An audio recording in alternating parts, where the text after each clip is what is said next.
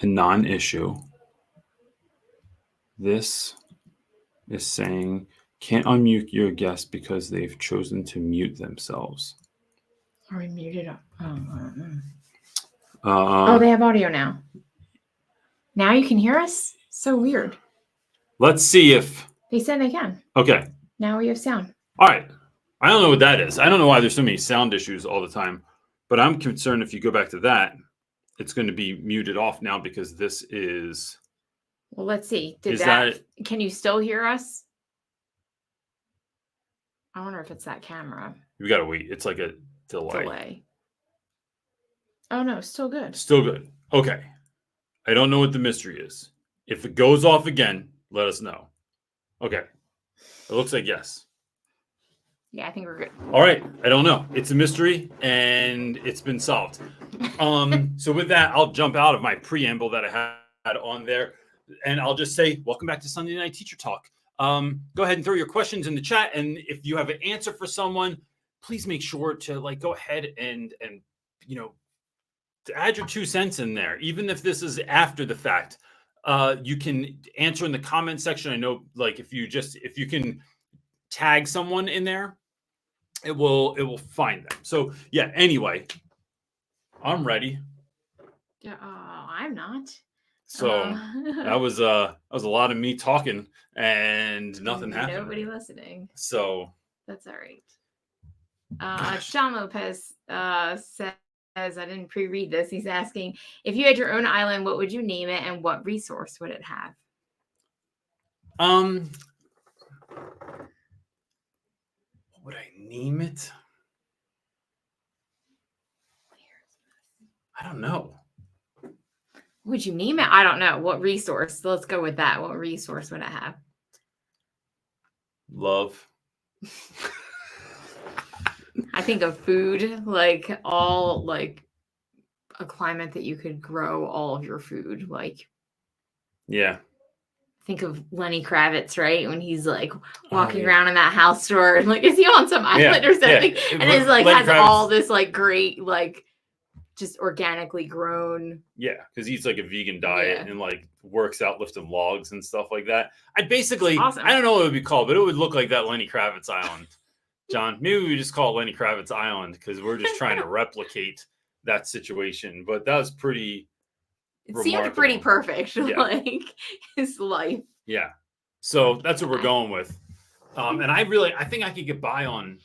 I think I could just eat eggs and potatoes all the time. Potatoes are not healthy for you. Yeah, but sorry to disappoint. They turn to sugar. How I wish they didn't, because I love potatoes. Just ruined everything. Okay. The teaching romance is up next, asking my first month student teaching in the books. Nice. Yay. How can I be more dynamic and quick in my decisions while teaching, especially if things don't go as planned? I love it so far, though. I think rather than get quicker, it's becoming okay with the awkwardness that things happen. And I'll tell you, even I've been on stage. One time I was on stage, there must have been speaking at a district. There had to be 500 people in the crowd. And one of my slides, this is before when I used to draw from the internet. I didn't have everything downloaded on my computer. So I was going to show this YouTube clip of something, and it was a punchline to a joke too, which was even harder. So punchline to a joke, I click my clicker and it goes to site not supported.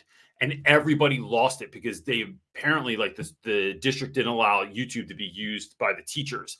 And all the teachers knew it and had an issue with it. So everyone just started laughing. It was this awkward moment for admin. And it was I didn't freak out in the moment because it was so similar to having these moments happen in class that I think it's just take a breath and get you kind of realize that 10 seconds of dead air in a classroom can feel like an hour. If it just feels like forever. So just take a breath and getting used to that. With regards to getting quick, I think we get quicker by just dealing with stuff. Those are one of those little things that compounded over time burn people out, right? It's the there's not enough time for my family. I can't find it balanced. There's things not going right in the classroom. Then I lose my students. Then I got to bring them back. Then it's that constant thing. And I was watching something the other day that talked about this idea of we are constantly, life is a puzzle, right? It doesn't have problems. It has puzzles in it. And so all puzzles, you're just constantly looking for solutions. And when we stop looking at life, we're going a little bit meta here, but we stop looking at life as something that is needs to be perfect all the time, and then we're just going to like coast like it's the perfect wave, and we're just going to ride that in. You ride those waves, but then there's always another problem. There's always another puzzle. There's always something that needs figuring out. And when we get comfortable with the figuring out, then you don't have an issue so much in that. I think maybe C.S. Lewis said that one of the things I love is that to put in a faith perspective, your faith isn't isn't exemption from problems. It's peace within them. And so I really kind of like that. So who do you need to become to be able to feel better in those moments? And then when they happen, you'll get to a place where, and this is where I'm getting to, is like your students won't freak out. You won't lose them. When you have that moment where you're not freaking out, then they're not freaking out. Everyone is cool. Like if something doesn't go right, it's like, hey, y'all, can y'all just chill for like 30 seconds? I'm trying to figure this out. I'm not sure what's going on. And actually, can I get you two to help me out? Because students always know how to fix stuff more than we do. I don't know what that situation is, but it's like getting kids to help me out. Then you learn how to, and this is what I talk about in my book, Teach Like a DJ, where you play the one jam and it kills the dance floor. You got to real quick figure out like, what are you going to put on next? So you're constantly DJing the situation. And that's what I would kind of look at, but just don't be afraid, take a deep breath, and then just keep moving, and you're going to get better each time that happens. It's building up a skill set in you as to how to figure that out. Yes. I always love when you say like teaching is one of those jobs that you're expected to be like great at right away, but you're not. That's not how anything works. Like it's the closest thing I can think of. Momentum. I think it's why I like shows like The Bear. The kitchen feels like school. Like that's what's happening in your head. There's not as much cursing in real life and yelling and throwing stuff, but that's what's happening in your head. It feels a little bit like an emergency room, I would imagine, where there's constant, especially if you're teaching dynamically. If you're just handing out worksheets and thinking that's teaching, that's different. But if you're teaching dynamically, that's what it's the most kind of like. Scary. All right. All right, Linda's up. It can be, but it's scary. When you can learn. I think it sounds scary. I really do think I could do it because I thrive in that sort of environment ultimately. Yeah. When I'm not in it and I'm sitting back, I go, oh gosh, that sounds terrible. But that's the same thing as watching somebody surf, it feels like. When you're looking at the ocean and there's these crazy big waves. But when you can learn to ride that, that actually ends up giving you energy and not just taking it away. All right, let's go to Linda's up next asking, I really appreciate this community. Thank you for existing. Based on your experience and opinion, what is one of the most important things that can be done to improve teacher retention? So first of all, I appreciate your comment and I'm happy to do this. And thank you. With regards to, based on your experience, what is one thing? I think it's a couple things. I think teachers being treated like professionals is probably number one on my list. So what does that look like? It means you're not micromanaged. You're thought of as someone who actually knows what they're doing. You are given freedom to fail. So professionals in anything that you do, right? Like you're trying stuff and then it's either working or not working. If it's working, great, pour gasoline on it, let it go even further. If it's not working, are we going to figure it out or do we have to ditch it? But where there's not this fear of failure. The other part there is when treated like a professional, there's just not all these silly rules and hoops and checklists and nonsense that you have to do. Your job is to teach. And so I think ultimately teachers' days aren't filled with 50 other things. You're not also doing lunch duty and doing bus duty and doing like that is not teaching. If you think about, and not that there's anything wrong with any of it. I would do that voluntarily. I mean, I've done all kinds of stuff like just because I wanted to, because I'm trying to build that school culture. But when I'm thinking about the time that would be freed up if you just taught, that's all you had to do every day. You had your 5 classes or whatever, and you didn't have all these other requirements of you unless you wanted them.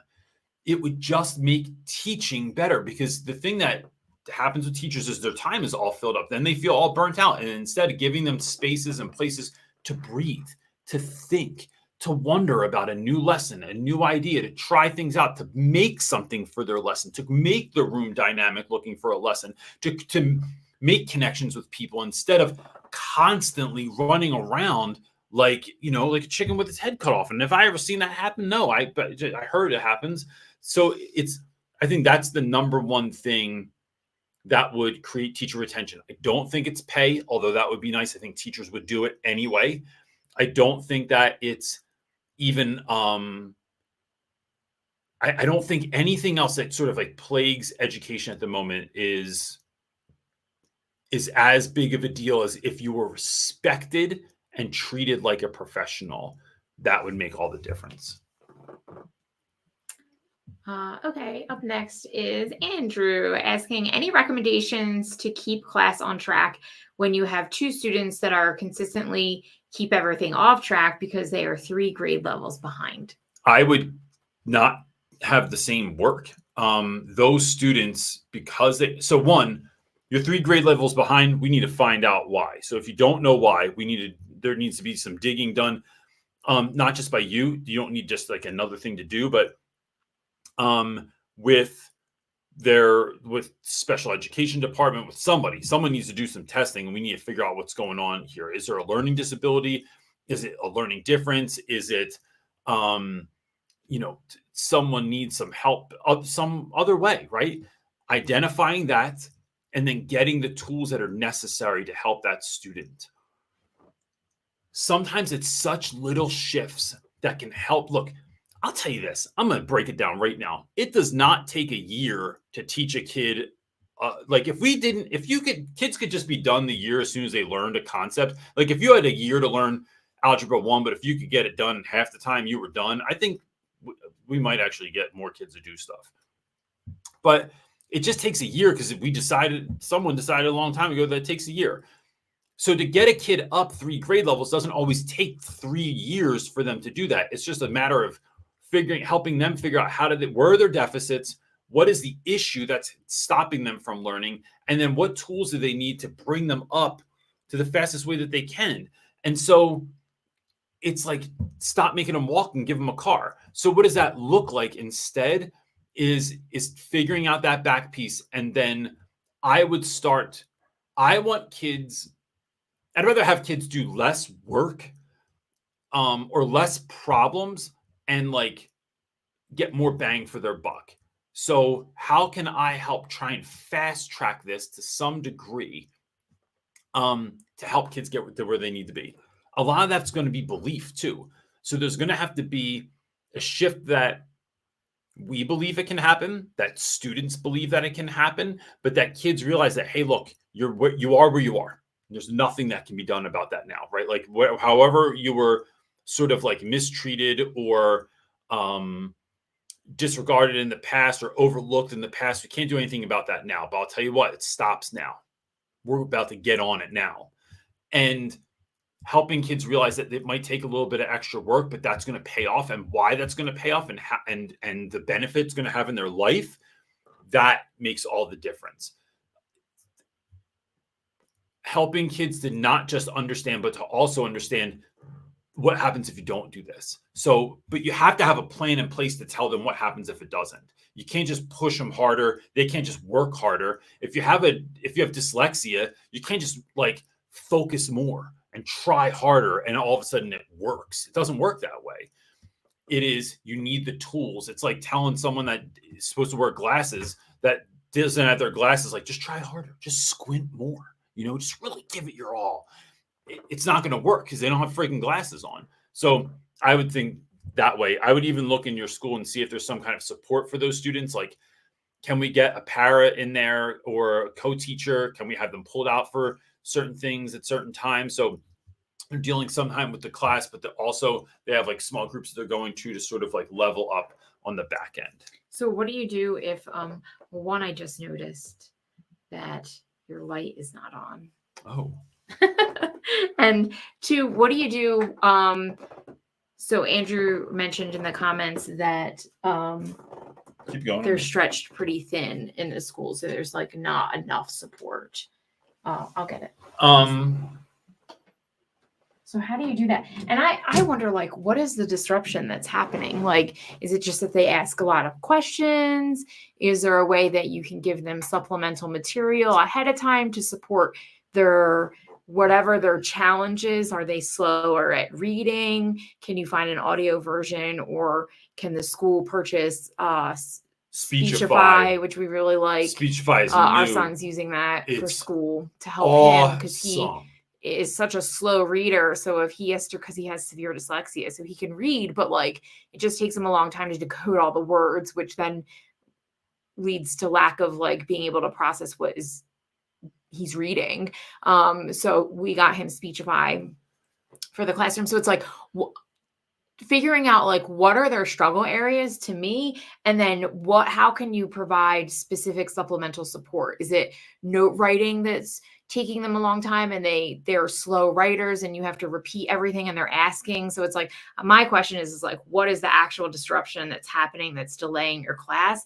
And can you figure out if it's not behavior and it's those sort of things, can you figure out on your end to provide notes for them? Like, what are some things that you can help at least alleviate, like, right, their stress in whatever's causing the disruption? That's what I would look at. Like, how, especially if you don't have any like extra support that you can kind of like give them direct support, but you have to keep moving in class. It's like, well, how else can you help them through whatever their disability is?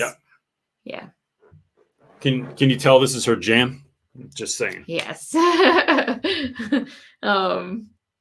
right. Maisha is up next asking, it seems that many of my podcasts are on hiatus and have been discontinued, and I'm in need of something that isn't just about education, self-care, or improvement, nothing political.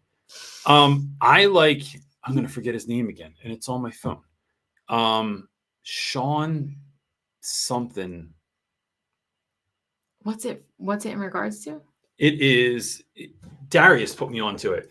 What this guy does is he takes like 10-minute snippets of a YouTube video, of a talk of something, of an interview with somebody, and then gives you like a nugget of that. They're no more usually than 10 minutes, but it runs the gamut from like Jim Rohn to Wayne Dyer to Tony Robbins to Lisa Nichols. Like it really runs the gamut, and he is awesome. He's awesome. If you read the next question, not that guy, is it? No. I would say that's a hard one because most of what we listen to is not really education, but self-care, self-improvement, or faith-based is probably the things that you listen to most. Yeah, I don't listen to anything. I don't listen to anything for fun, Maisha. There's not. Or entrepreneurship, business, money, like those sort of. It's all learning. Mike Rowe had a really good podcast for a while that I listened to. That was a little bit more for fun. And I'll tell you what. What's the one with Jason Bateman? The three. It's Will Arnett, Jason Bateman, and the best friend from Will and Grace. So the three of them are on this podcast. One of them invites a guest, and they get these really high-profile guests. And the other two have no idea who they're interviewing. So this person gets this person. They come on. Smartless, friggin' I haven't listened to it in a while, but it is hilarious. Glad we can help you out with one. That was just for fun. If CJ figures out the other one, I'll text it to you. Okay. Caro is up next asking, hi, everyone. Our school admin treats us sort of like we all run our own businesses, like we are vendors and service providers and provide no support, and we must help ourselves. It's so weird. I know you had a follow-up. But we don't have all the answers, and it's supposed to be a community collective effort. How do I view the future if I stay on how do I self-soothe and cope with their lack of comms? So I think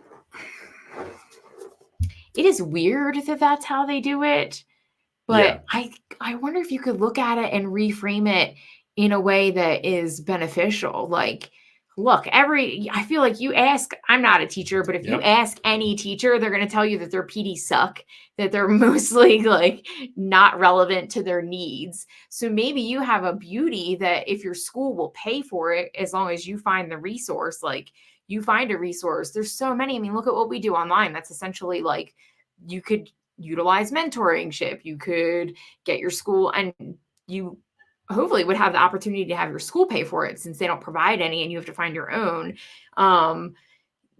Like CJ does mentorship, and he also does like all these workshops and stuff. If your school is willing to pay for it, maybe that could be a really beneficial thing, because you're hitting the points that you need instead of getting canned professional development that they're finding that might not fit your needs. Yeah. So to me, you're right. I've had 3, I think maybe 4. I think there was a 4th one in there. 4 staff meetings in my life that have been useful. In almost 20 years of teaching. That's it. 4 of them. And the fact that I could count them on one hand, I mean, that's why I used to sneak out staff meetings all the time, because they were useless. So think about that.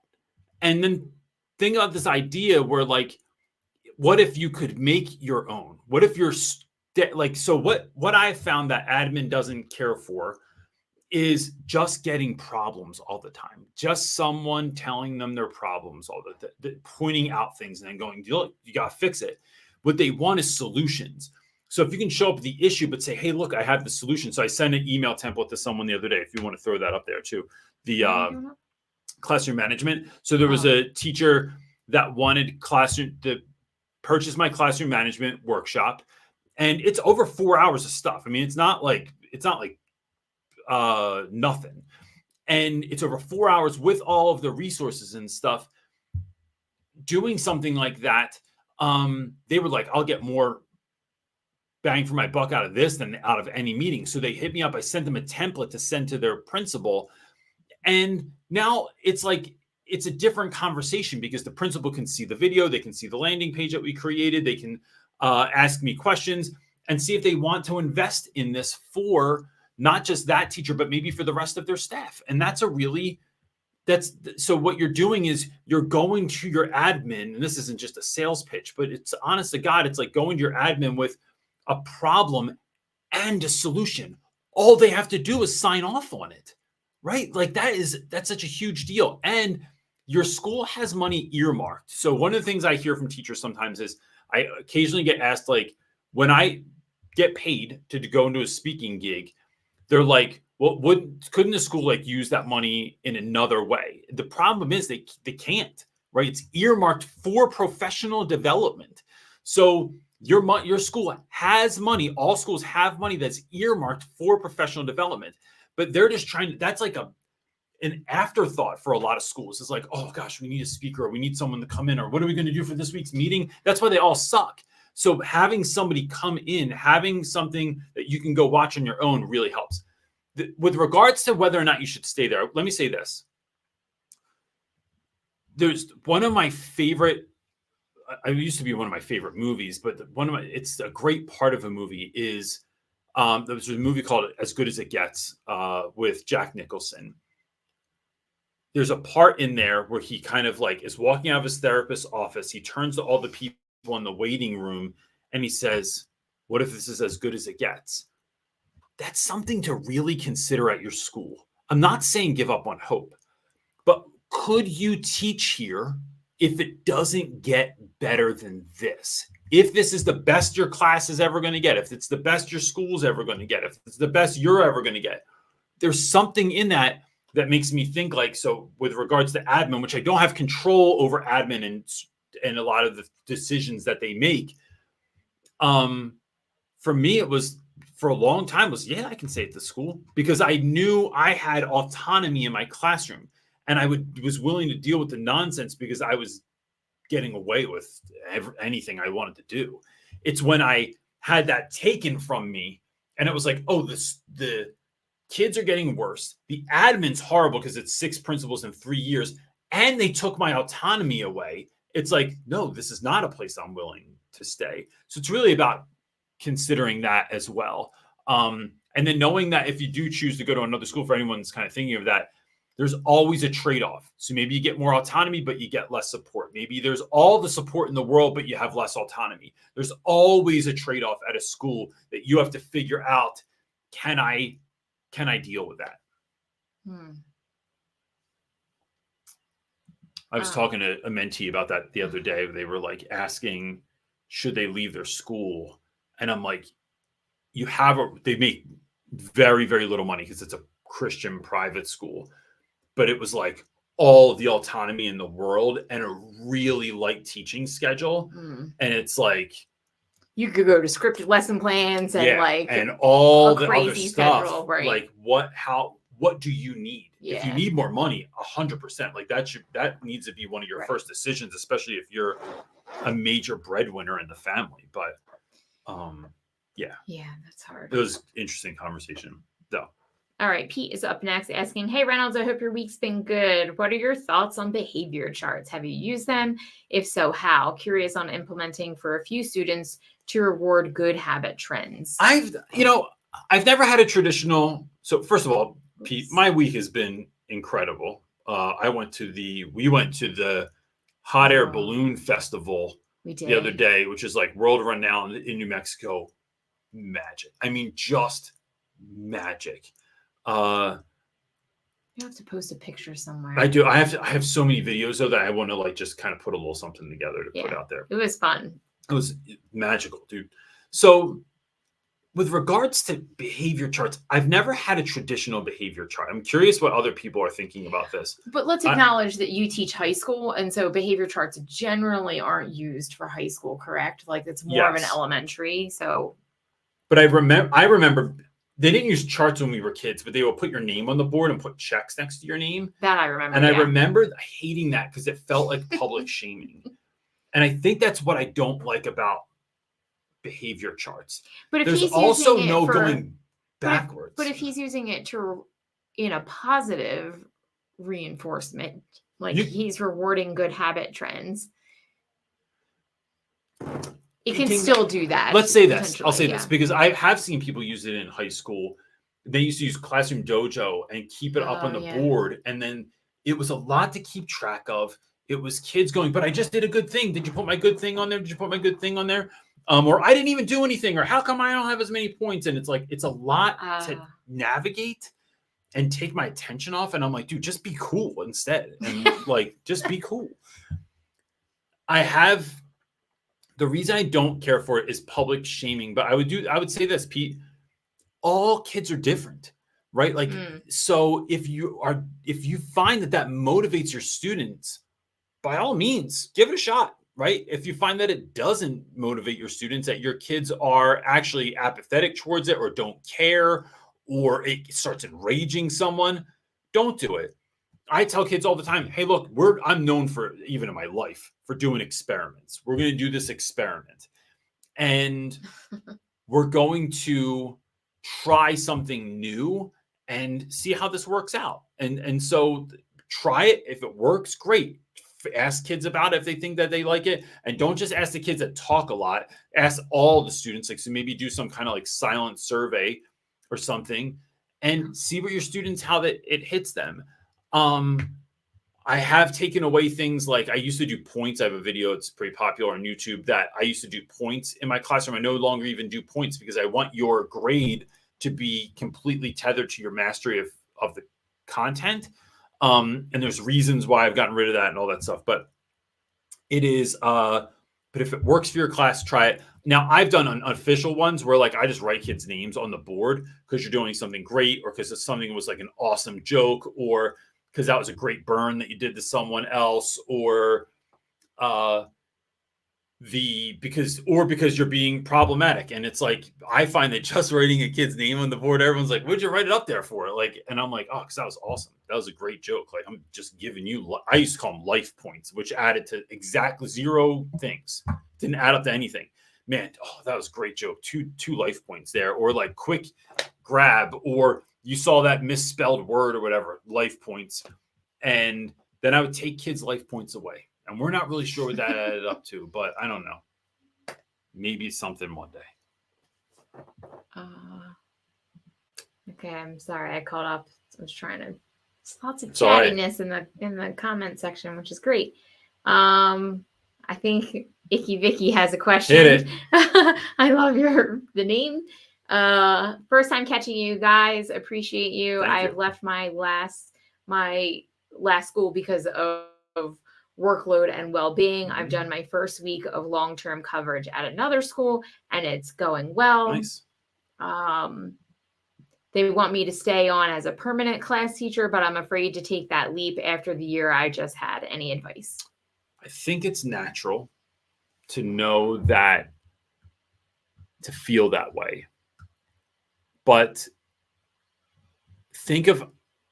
I think just because it happened with one school doesn't mean it's going to happen with another school. That it's like, you wouldn't date someone and then be like, listen, I dated someone in 7th grade and it did not end well, so I just gave up. I just don't date anymore.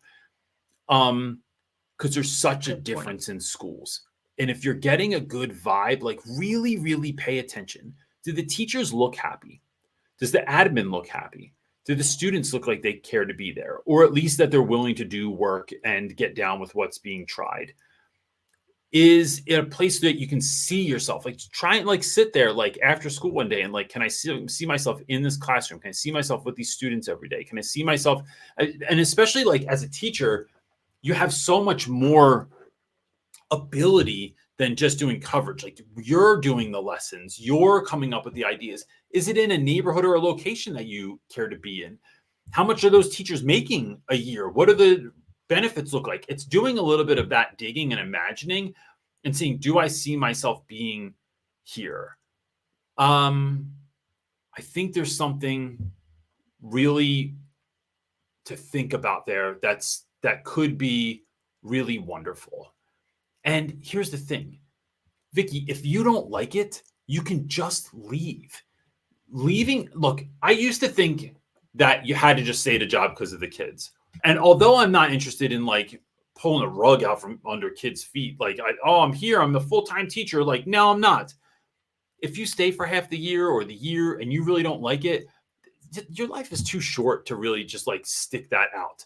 So begin looking for another job and see if there's something better. But the more you, even if this job doesn't work out, I'll say this, even if your job doesn't work out, you are gaining knowledge about what you would like, what you want, what you need in a school, and what you will not put up with. And the more we have that knowledge, the better we can navigate the next thing. Your radar is going to be up. It's like when you buy your first house, like my first apartment, it had one door. It was cold as could be in there. It was 3 straight rooms. I had neighbors right next to me. I could hear every blessed thing that they talked about in their place, and had no windows. In my living room was like a concrete box. I friggin' loved it. My next apartment, though, I knew, what do I want in my apartment? My first house, it was like, you just took it because it was awesome. And then after living there, you're like, no, these are other things that are really important to me. It's your life is constantly about being more and more informed and then making better decisions going forward. So I would, if you feel like, listen to your intuition, not just your fears. If you feel like this is a good move, like I could see myself being here, then by all means, give it a shot. And if it doesn't work out, let me know and we can talk about it. I think talk to other teachers. Yeah. Like ask them, how do you like this school? How long you been here? They'll start. people love to chat and talk. Like you find the right person and they're gonna give you all of it. And you take that with a grain of salt, right? Because you don't know who and what type of person they are. But that's why you ask an array of people, so you get a little variety. What are you gonna say? What about asking students who their favorite teachers are, and then asking those teachers? Because then you're not asking people that just hate their job. Yeah. It's like, no, I love the school and here's why. Yeah. Because that's the kind of teacher I want to be. I don't want to be the teacher that hates the job. And I'm not trying to even better. Have some kind of self-fulfilling prophecy where like, this is going to suck just like my last school did. Yes. Okay. My best to you. That's a hard decision. Am I reading that right? Is it Schnozzlord? Yeah. Oh yeah. Look at that. That's hilarious. Okay. Schnozzlord is saying, hello. I was wondering what it was like having visible tattoos while being a teacher. I'm currently serving in the military, but when I want to get out, I want to be an English teacher. I have 2 full sleeves. It depends on where you teach. I don't think my kids are at a private school in New Mexico. I don't think any of their teachers have tattoos. They're also at a private Christian school. Yeah, all right, so that's true. Could be part of it, but I don't think it matters. But even when Mar was in public school last year, there were tattoos. I think tattoos are so accepted now. And I'm not rolling up with like, I don't have tattoos on my hands. I don't have tattoos on my face or my neck. That's still a little countercultural. But having tattoos seems normal. And I'm not so about what I have that it's like if I had to cover it up, like if the school had some kind of policy, like I got to know that I signed up to be at the school. No one made me be here. But I find that kids have questions. They want to ask you about your tattoos. A lot of my students, when they come in 9th grade, already have tattoos. Like it's so regular now, which is crazy to me that like, you make that decision at 14 or 15, man, on that, like, good grief. Why? I got my first tattoo, like... Because I probably would have had a Boba Fett on my But I'll tell you that I regret my tattoo when I got it. I think I was like 16 or 17. Yeah. I was quite young. But I definitely regret that one too. So. Yeah. I have kids. They just ask me about it. I tell them the story about it. And then we kind of move on. I don't... It's never been an issue for me. Yeah. I think it depends on the school, where you live in the country. Some of those things are going to factor in, but honestly, wear long sleeves. You work in air conditioning, like wear long sleeves. And especially if like you don't have anything like wildly inappropriate on your, that's the other thing. That's the big thing. It's like, what are your tattoos of? Is there anything inappropriate or controversial or against like school policy of like even dress code of what kids are allowed to wear on their shirts, kind of those things. But overall, I think I agree that most places don't really care. Yeah, that's a good point. I didn't think about that. But go in for your interview with a long sleeve for sure. That's what I think. Like, just don't even make it a thing. Like, once you get the job, what are they going to do? Fire you afterwards? Like, but even like, I often think, I wonder, would you be upfront about it? I would, but I think I would. I think when you're a different kind of person, you just come off like that anyway, right? Like when you dress different and a little bit fun and not so like, and when I say not conservative, I don't mean like you have like, I'm not wearing shorts to work, but you know, it's, you know, more zany in your dress, some flair. Yeah. Mm-hmm. Not on Sunday Night Teacher Talk. This is, I used to. And now I'm like, you know, it's Sunday afternoon. I'm wearing a baseball hat and a t-shirt. That's because Sunday afternoon is like, we're like everybody else, you know, cleaning, preparing, cooking, relaxing. Yeah. You know. Playing Fortnite. Yep. All right. Cara was up again asking a follow-up. My other question, what are the type of themes you discuss in your mentor sessions? And is it just like having a conversation, discussion, or what each person needs? It is... I don't lead it at all. So what typically folks will do is they show up with a list of questions that they have. Most of the time that list is about this long and it's not something that we're going to get all the way to. And then we deep dive. And the beauty of it is like, all right, so I have earlier, right? I have 3 kids that are behind in class. So how are they behind? Have you talked to their parents? What is the Have you talked to your administration? How are they getting by in other classes? It's me asking all of these other like questions that kind of get us the fullest understanding. And then it's an action plan of what you need to do. And I will talk about anything. It could be life or that. A lot of mentees, and look, I am not a licensed therapist or even a coach. I just have done this for a long time and I have some ideas around stuff. And if you like my videos, then there's a good chance you're going to like what I have to say about this. But I've had people tell me that it's like a lot like therapy, because so much of teaching is about you, right? It's about your courage. It's about who you are. It's about being who you are to the fullest extent and showing up. So not looking at other teachers and feeling like you have to be that. And it gives people, I find that oftentimes it gives folks courage to do the thing that they already knew was right. They just needed somebody to help them get there. And then other times it's answers that, look, you're all right up in your situation. I am worlds away from your situation, but I've dealt with it before. So from where I'm standing, how can I kind of tell you? I feel like when you were back like in the Civil War times or like in medieval times when like the leadership would stand up on the hill and like they would dictate what was going to happen in the battle below. Like I feel a little bit like that, but without swords or muskets. You're funny. Okay. That's a great word. Muskets. It's just a fun one to kind of say. All right, Abby is up next. Any advice/tips for grade 9 English teachers struggling to keep up with grading? I have a hard time balancing my time while giving valuable feedback and motivating my very grade-motivated kiddos. All right, so first, this is an awesome question, Abby. 1, don't let kids dictate your speed and how much you're doing. Don't. It's something you have to get over.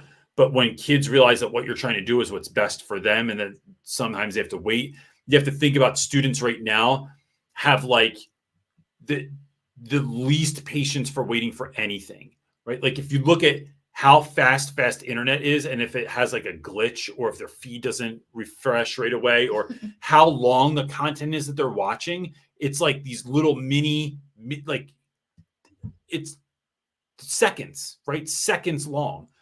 So I don't let people harry me. I actually speak back to them in a very unhurried tone so that they know this is exactly the speed that I am working on. And I am actually very fast moving in my life, but that sets the tone for that. It's giving kids an expectation as to when things will be graded by. So my kids know that everything in my class is you'll have it back it'll be in the grade book by Friday for this week. Tests take a little bit longer and projects, because there's usually some kind of like extended written component, like an essay or a short answer or something like that. That's going to take me a bit longer to get to. I grade for less things. So I use rubrics whenever possible. I will rubric the crap out of a project because it just makes it that much quicker. I'm just filling in like little spaces and I already know what I'm grading for. The other thing is when I'm grading things like a paper, I grade for less things. I'm not grading for all the things. I'm not grading for 20 different things. I'm grading for 5, right? On this particular essay, this is what I'm looking for. And then I build on those over time, but I'm looking for certain components that we have talked about in class, not every conceivable thing. Also, that's overwhelming to a kid that poured their heart and soul into something, maybe, then you get it back and it's like, I graded all the things like you're in college. It's just, it feels like a flex that I felt like I was flexing on kids. So that's it. And then grade for less things. Like not some things are good enough if they just did it, right? It's still, you still put the work in. Now, kids don't always have to know that, but it's just like, did you do it or did you not do it? Sometimes my wife loves this answer. I throw things away. There's certain, like if you just get so overwhelmed, it's like, I just am not going to do that part. I love grading apps. So like if you have multiple choice, get the scan ones. You can set them right up to your online gradebook a lot of times. So it just populates your online gradebook. Anything I can do to save me time, having students grade stuff. So if it's multiple choice or short answer or fill in the blank for like a vocab review or something like that, I have trusted students from other classes that are grading stuff for me. They're organizing it for me. So when I give I just wrote a recommendation letter for a kid that used to do this. This student, Divine, used to grade all of my stuff. He loved grading, and I would just pay him in candy. Divine would grade all of my stuff, and then he would organize it alphabetically for me. When he gave it back, put a paper clip on it, and it went on a certain section of my desk. So now when I'm putting those grades in, I'm just populating them. Sometimes I'd have an older student that wasn't in my class. So if, as my wife is sitting next to me now, I'd have someone like my boy Joe would sit next to me, and Joe would read the grades off. He would say the name and read the grade. So I'm just putting them in. It's just finding small ways to shave seconds or minutes off, and that will end up saving you hours. So now I'm not grading it except for the short answer. I'm busting out the short answer, but I'm already looking for only 3 things. Joe, then it's getting organized by someone else. Joe is handing it, is saying them to me. I'm populating those answers into the grade book. Finished. You're looking for those small time savers. What if not that she said this, but I'm just wondering, what if the issue is she loves giving such valuable feedback, which is very time consuming versus what you're saying? Like, how do you get over that as the remind yourself teacher? Education's only ever about students. It's not but about is me. It right? Of course. But is it then is it just fueling that grade motivated mindset for kids instead of like constructive like criticism or critique of whatever the assignment is? But here's the thing. I go to be honest, do kids read them is the other question. But that's some of it. But if you're going heavy, deep, and real on a few things, and so I have 5 vocab words a week, but it's extensive. My tests are extensive on those 5 words. I just figured out that 30 words was a flex, 25 words, 20 words was a flex. So, and kids didn't remember them. They remember because we're doing less words more intently. I guarantee you my students have a larger vocab base than most students in the school because you're going so focused on that. And so when grading, am I really, really, really honing in on transition words, on correct use of punctuation, and not even all punctuation. Do you know how to use a semicolon? Set yourself apart from the rest of the world now to accurately use a semicolon, or how use comma usage, or the be verb, or there's certain things that you really dig deep into. So it looks like you're not doing as much, but guess what I'm doing? I'm not trying to be the Cheesecake Factory of educators, where we just touch on a little bit of everything. You want peanut butter and jelly, hot, lasagna, or lobster tail. It's like we do this incredibly well. And so I find that my students are benefit from that as well. All right. I hope that helps. Tristan is up next. My admin wants me to start calling some parents instead of emailing. Any suggestions on how to best do this while keeping clear documentation? Look, I just want to pipe in and say, as a SPED parent, and I don't know what you teach or if you are in special education and your admin wants you to start calling versus emailing, that is a red flag to me because documentation in the SPED world is key and email is your documentation. So I never, as a mom I worked with a contentious school when we had our son in school. And if they called, I would never answer it because then there's no documentation of like what we talked about. Or if they did and I answered the phone, I would send it as a parent, I would send the email back but then that's putting double work on you if that's what you're supposed to do. Like if the teacher then, because the school wants him to call home, he's calling home and then you have to go back and email and say oh, thanks for your phone call today. This is what we talked about. I'm so glad we came up with this plan for so-and-so, or that's double the work for you as the teacher. They don't need no more work. I would, if you have to call home, call home. I would be strategic about who I'm calling. There's certain parents that I would call Kevin Nicholson's mom. She'd have you on the phone for hours. For 2 hours. Just shooting, just talking about stuff. And I love talking to her, but I don't have an hour to spend on the phone. And that's my problem with phone calls is they typically end up going way too long and I can't get as many of them done. It's just not a good use of my time. I'd rather set up conferences. I used to have mini conferences all the time with parents where they would show up to the school and then I would be able to do that. So if I was going to call home, I would keep it short. I would then have an email template that is the same thing parents are getting every single time. Thank you so much for meeting with us today. Just put it in ChatGPT and come up with a template. And then I would fill in the bullet points of like what we talked about. And then I'd have quick bullet points that I would pull from a menu of like, here's things that you're like, so I'd have multiple templates. So if it's like your kid's failing because they're not doing work, thanks for talking to me about these things. As a reminder, this is what's available to help your student out. It's not, those things don't change. Before school help, after school help, lunch help, retaking tests and quizzes, how late my late work can be, what I'm willing to take for late work as opposed to what I'm not willing to take for late work, what can be made up if you miss a day. That all stays the same. So now I have a template that I'm only populating certain things in the beginning of it that we talked about and then emailing that off. And then I would batch my calls. I'd get them all done at the same time because I just think it's a poor use of time to largely to do phone calls. I don't mind talking to parents because, and here's why, here's how I can prove that is that when I send an email, right? So I don't call parents, I send emails.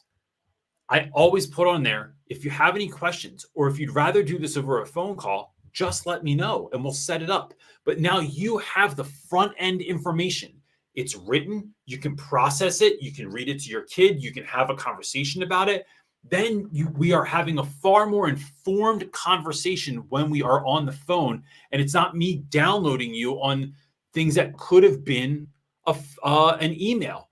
Now, listen, and I'm not dogging admin here, but we know that a lot of administrators, right, or even teachers that have any leadership part in your school, we're constantly having meetings that could have been emails. This is no different. I'm not trying to waste a parent's time on the phone, right? Here's the email. If you want to do a call, just let me know. You can come up to the school. Stop. I used to tell parents, stop in and see me, right? Like just roll up at the end of the day and I'll have a conversation with you. And I just think, so it's not about doing less work. It's about doing more meaningful work for more people in a given amount of time. And if you have parents that don't speak English, like that's a whole nother component. Now they can translate it because it's written. Yeah, it's just like, maybe that's part of my issue too. Tristan says he has to do a lot of them after school as well. And that's hard. That's your time. Yeah. Let's see. No, I think Okay, that's fine. Sorry, guys, I lost my place. Stephanie Henry is up next. I know it's like you're like listening to a podcast and then it's just I know, dead air. I'm really sorry. You're supposed to fill that for me. Stephanie Henry is up next asking, are you of full belief that if lessons are engaging, you will get results and no behaviors because it isn't working well for me? Well, I would say no. It's no. That's part of it. It's one is the lesson engaging to the students and not to me. So am I creating something that students love to do? I'm looking for this. Can I get more kids from the I don't care and I'm not doing it camp? More kids from there over to the what's going on, or I care, or I'm at least like what you're doing is so insane that I'm at least willing to like give you a few seconds to see what is going on over here. The more and then I focus on those students, right? I give equal amounts of focus, I would rather say. I think most people focus on the people that aren't doing it. And this is just natural, right? Like I know on YouTube comments, I'll get 50 super kind comments and I get one horrible. I had like these two dudes that came on last week and like were hating on me. And that hurt my feelings more than my feelings were uplifted by the kind comments, right? So it's make sure I'm looking at that, making sure that what I'm doing is engaging for students. But I think to do really engaging stuff, you also have to have really strong classroom management. And then that can be a part of a whole different things. It's like, are my relationships there? are my policies and procedures there? Are my outcomes, like, so if you're off task, how am I handling that? And then how do I, this is one of the things we talk about in the workshop, is like, how do you create something magical? You're running it, and someone is either intentionally or unintentionally upending your efforts, right? Meaning, like, the kids aren't, no one's paying attention.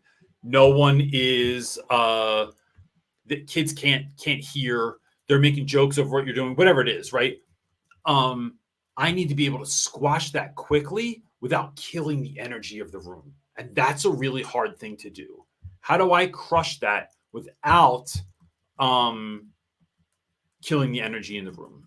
And that's important, right? So I think it's a combination of those things, but having something that's super like fun or engaging isn't the be all end all, because I might have kids that don't believe also, right? Like I might have kids that, like, no matter what you do, they just don't believe that this is going to help me, that this is worthwhile, that this is, so it has to be engaging on a number of different levels there too, I think. So Stephanie said she's middle school math. That's a tough one. It's a tough one to get. Middle school, anything, but I think middle school also, it's when you have a step out of it, right? You just realize that your kids are becoming who they're going to become in a different level. So they are starting to find their own style, their own music, their own language, their own interests that aren't something that their parents handed down to them. They're also dealing with hormones, and having kids and having, like, we find that the 15-year-old space more than other age ranges I can remember is hard. But your kids can't regulate all of that, all those feelings. So it's difficult for them as well. And so it's trying to navigate all of that stuff. And yeah. Do we know any like YouTube? Are there any, so like Alan Becker, that's not math, is it? Yeah, some math stuff. I don't know any YouTube math teachers that I can think of. Or like content that's like that uses like math and pop culture. Are we not? No, but I also don't look for it. Right. I would start looking up like YouTube videos. That's a hard one, because I feel like I've looked up a lot of math videos to help teach my kids, because I'm not the best at math. So when we had to learn, like when I was homeschooling, I would have to often look up videos, and I didn't find a lot of fun ones. I found, and maybe it was the way I was like putting in my searches, because I was looking for specific things. But I know Alan Becker uses some math and physics. There's got to be other YouTubers that are kind of fun and in the know that are crossing the math bridge. I would try and look up that angle. But to me, let me take that one step larger. When you find anyone that is hooking people, right? Whether it's a restaurant, it's a baseball team, it's a business, it's another teacher teaching a different type of content, whether it's art or music or English. It's constantly looking for that, and then thinking, can I do something with this in my class? And then figuring that out, like, what is an aspect I can take from this for my class that's going to work? That's what I do. That's where I get tons of ideas from. So but that's something worth considering. So if you don't find folks that are doing it in math specifically, it's how are they doing it in general? Yeah. That they are building this connection or something like that, right? Or they're building, they're bringing kids in and hooking them. I even think about just like the tenacity that you see in a lot of YouTubers that we've watched to like solve problems. What's the female? She builds stuff, and she always. Simone Gertz. I'm saying her name wrong. If you look up anything like that, Simone Getz, I think it is. Yeah. she is awesome just because she shows a lot of her trial and error and like the tenacity that she has to get to the answer, because she knows it's there, but it's like, how am I going to figure it out? And she's just an awesome woman to even just show kids for like math, because you have to like there's tons of figuring things out. There's a lot of paralleling stuff that you could use. So let me say that. Do we have another question, or can I just say something real quick? We don't have any more questions. All right. So last thing I want to just say is, with all that you're figuring out, folks, like all of this stuff that you're trying to figure out, that you have a question about or a problem with or whatever, it was recently pitched to me that life is a series of puzzles. And that if we look at things not as problems, but as puzzles, we know that all puzzles have solutions. Everything you're figuring out, somebody else has figured it out already. There's someone out there that's teaching that's incredible. And it's just you figuring out what your version of that is going to be. What? I'm sorry. What's the guy who is in another country, but he's using some like super popular anime right now, specific in his math? Oh, it's right. Like other people have done it. Yeah, that made me think they're using the guy's teaching physics through the anime series One Piece. Oh, but it's like I might not do that, and I don't teach physics, but it's looking for those clues in the work of other people to start putting your puzzle pieces together. And no puzzle piece just, there's only one piece that completes the whole puzzle. Up until then, you're constantly just figuring out. And then once you complete that puzzle, guess what? You freaking go buy another one anyway, because puzzle people are puzzle people. So it's working on ideas like that and thinking of it as a puzzle, as something that can be solved, right? So that's what I'm going with. Look, gang, if you need more help, we have the classroom management, or if you're just looking to support the channel, right? Like this is like, this is not, we're trying to figure this out, man. We're trying to like figure out like how to make a living from this still, like 3 years in. We're only just starting our third year. Yeah. And serve teachers at the highest level. So whether you purchase a shirt or you purchase a pennant or you purchase a workshop, know that that's going to support the work that we're doing here. And that stuff is there ultimately to serve you, make your classroom look cool, make you own what you're about, and help you with workshops and stuff like that. And with that, you always. Sorry, I always mess you up. Huh? I'm always like ready to just say thanks, and then I'm like, hit the button. You're like, oh wait, that's all right. I love you. See you next week, gang. Peace.